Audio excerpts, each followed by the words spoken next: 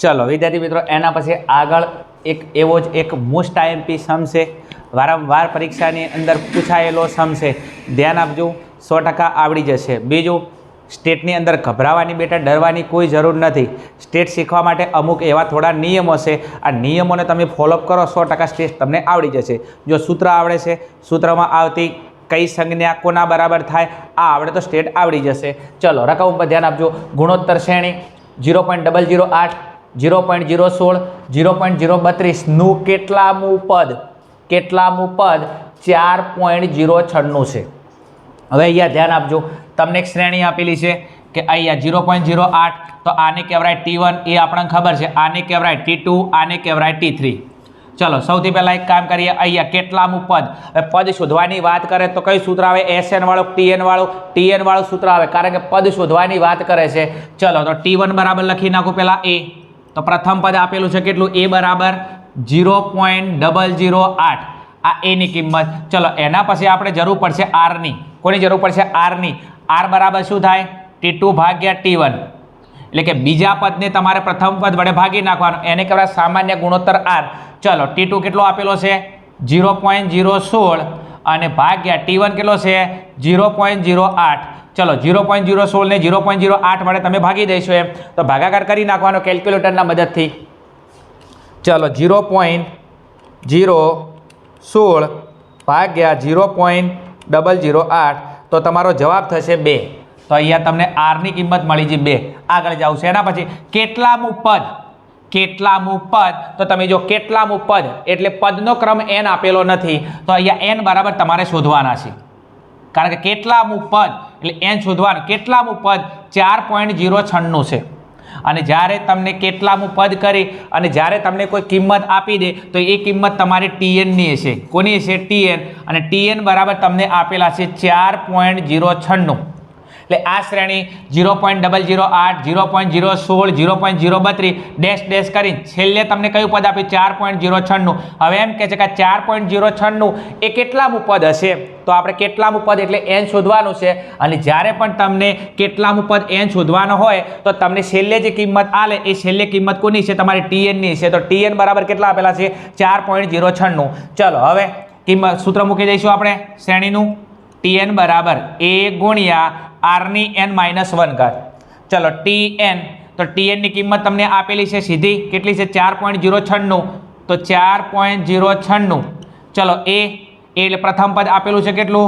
0.008 ગુણ્યા R કેટલો હતો? 2. તો અહીંયા 2 અને એની n-1 ઘાત, n આપણને આપેલો નથી. ચલો હવે શું કામ કરીશું? અહીંયા તો કોઈ સાદરૂપ આવે એવું છે જ નહીં, તો એક કામ કરો, બરાબર એટલે કયો સંબંધ થાય? ભાગાકાર. તો 0.08 અહીંયા શેમાં છે? ગુણાકારમાં. ગુણાકાર જ્યારે સામે જાય તો ભાગાકારમાં. તો 4.096 ભાગ્યા 0.008 બરાબર અહીંયા વધ્યું શું?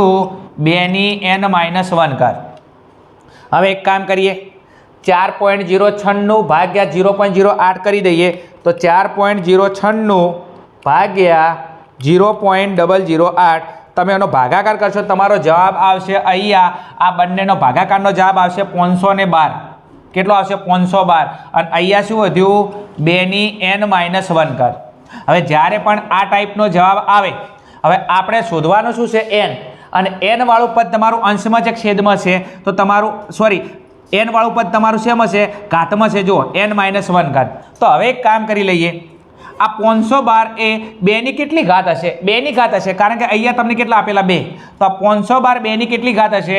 તો તમે વિદ્યાર્થી મિત્રો 2 ની 10 ઘાત 1024 થાય.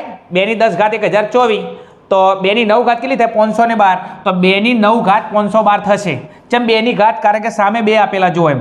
અને આપણે ઉપરની સંખ્યાની સરખામણી કરવાની છે, n-1 ઉપર છે, તો 2 ની 9 ઘાત 512 બરાબર 2 ની n-1 ઘાત. તમે જો આ બંને જગ્યાએ 2 છે તો 2 ને મૂકી દો તો ઉપરને સરખામણી કરો તો ઉપર કેટલા છે? 9. તો 9 બરાબર n-1. તમારો જવાબ ઉપર છે. તમે જો ઘાતની અંદર n-1 તો અહીંયા 2 ની 9 ઘાત, 2 ની n-1 ઘાત, 2 ને હાલ છોડી મૂકો એમ, બરાબર. 2 ભાગાકારની અંદર છે તો ઉપર 9 છે અને n-1 છે. હવે ધ્યાન આપજો, આ 9 એમના એમ રાખો. ચલો એક શેમાં છે માઇનસમાં, માઇનસ જ્યારે સામે જાય શું થઈ જાય પ્લસ થઈ જાય બરાબર n, તો 9માં 1 ઉમેરો કેટલા આવે 10, 10 બરાબર n, માટે n બરાબર 10 અને આપણે n ની કિંમત લાવવાની હતી તો અહીંયા n બરાબર 10. હવે એમ કીધું હતું કે કેટલામું પદ 4.096 હશે, તો શ્રેણીનું 10મું પદ, શ્રેણીનું 10મું પદ કેટલું છે 4.096 થશે. તો આ જે પદ તમને આપેલું હતું કે 4.096, તો આ 4.096 એ શ્રેણીનું કયું પદ હશે 10મું પદ હશે. તો આગળ જતા તમે આ રીતના કરશો એમ T1 T2 T3 એમ કરીને T10 આવશે, તો T10મું પદ કયું હશે 4.096 હશે. ચલો અહીંયા આપણો સમ પૂરો થાય છે. બીજું કે બહુ ઇમ્પોર્ટન્ટ સમ છે, પ્રેક્ટિસ કરજો. એકલો વિડીયો જોવાથી તમને નહીં આવડે, તમારે આના માટે પ્રેક્ટિસ કરવી પડશે. ચલો આગળ સમ જોઈએ.